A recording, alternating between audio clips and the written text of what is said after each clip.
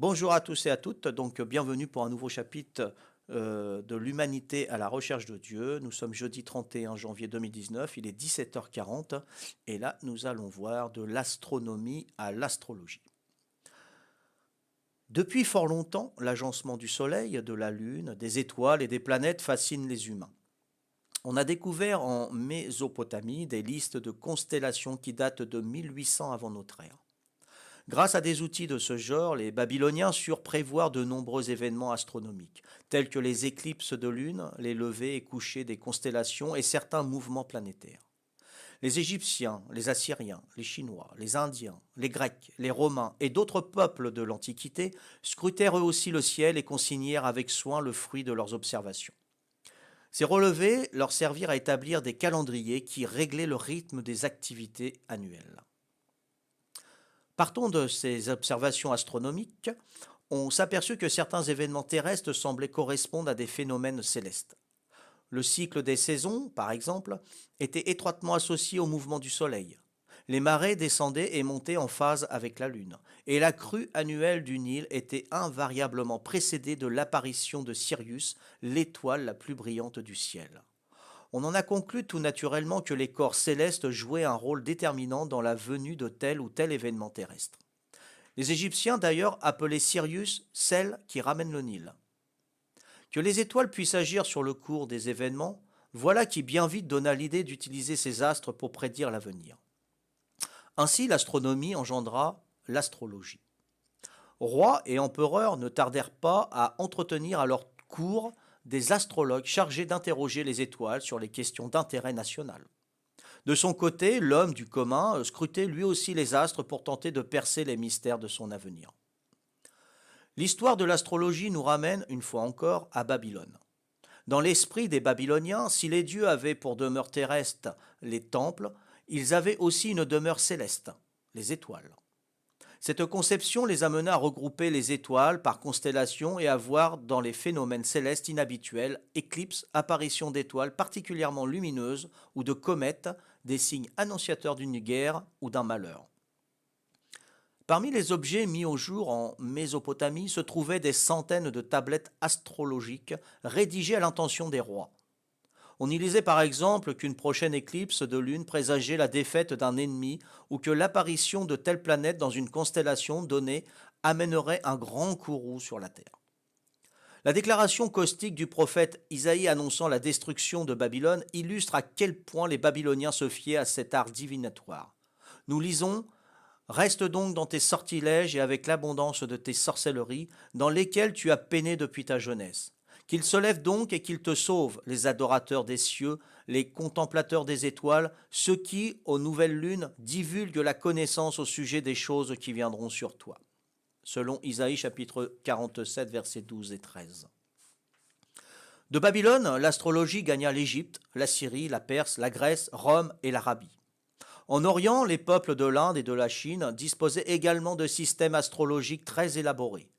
Les mages, qui sont, selon l'évangéliste Matthieu, rendirent visite à l'enfant Jésus, étaient en réalité des astrologues venus des régions de l'Orient. Des biblistes pensent que ces astrologues appartenaient peut-être à l'école chaldéenne et médo-perse de Parsie, une ancienne province perse qui devint par la suite l'empire parthe. Ce sont toutefois les Grecs qui donnèrent à l'astrologie sa forme actuelle. Au IIe siècle de notre ère, Claude Ptolémée, astronome grec vivant à Alexandrie, en Égypte, compila toutes les données astrologiques, oui c'est ça, disponibles à son époque sous la forme de 4 livres, le Tétrabiblos. Texte de base de l'astrologie jusqu'à notre époque, cet ouvrage fut à l'origine de l'astrologie dite génétliaque, qui consiste à prédire l'avenir d'un individu en se fondant sur la carte du ciel de naissance ou horoscope, qui indique la position qu'occupait le Soleil, la Lune et diverses planètes au sein des constellations à l'heure et au lieu de naissance. Au XIVe et au XVe siècle, l'astrologie s'était largement implantée en Occident. Discipline universitaire, elle faisait appel à des rudiments de langue et de mathématiques. Les astrologues étaient considérés comme des savants. L'œuvre de Shakespeare fourmille d'allusions à l'influence des astres sur la vie humaine. Chaque cour royale, de même qu'un grand nombre d'aristocrates, entretenaient des astrologues que l'on consultait à loisir. On formait rarement un projet quelconque, guerre, construction, transaction ou voyage, sans avoir au préalable scruté les étoiles.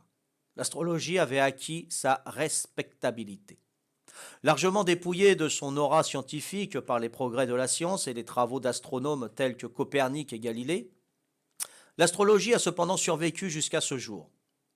Dans les pays de haute technologie, comme dans les villages reculés des pays en développement, cet art mystérieux, inventé par les Babyloniens, développé par les Grecs, puis répandu par les Arabes, exerce aujourd'hui encore sa fascination tant sur l'homme de la rue que sur les chefs d'État. Je vais passer un petit paragraphe également qui parle justement de l'astrologie. Est-ce que c'est vraiment une science? L'astrologie affirme que le Soleil, les étoiles, la Lune et les autres planètes influent sur le cours des événements terrestres et que la position de ces astres au moment de la naissance a une incidence sur la vie de tout à chacun. Toutefois, les découvertes scientifiques lui opposent quelques obstacles de taille. Les travaux astronomiques de Copernic, de Galilée et de Kepler, par exemple, ont apporté la preuve que la Terre n'est pas le centre de l'univers. D'autre part, on sait aujourd'hui que, bien souvent, les étoiles qui semblent appartenir à une constellation donnée ne sont pas toutes rattachées au même groupe stellaire. Certaines d'entre elles se trouvent parfois aux confins de l'espace, alors que d'autres sont relativement proches de nous. Les propriétés zodiacales attribuées à chaque constellation sont donc purement fictives.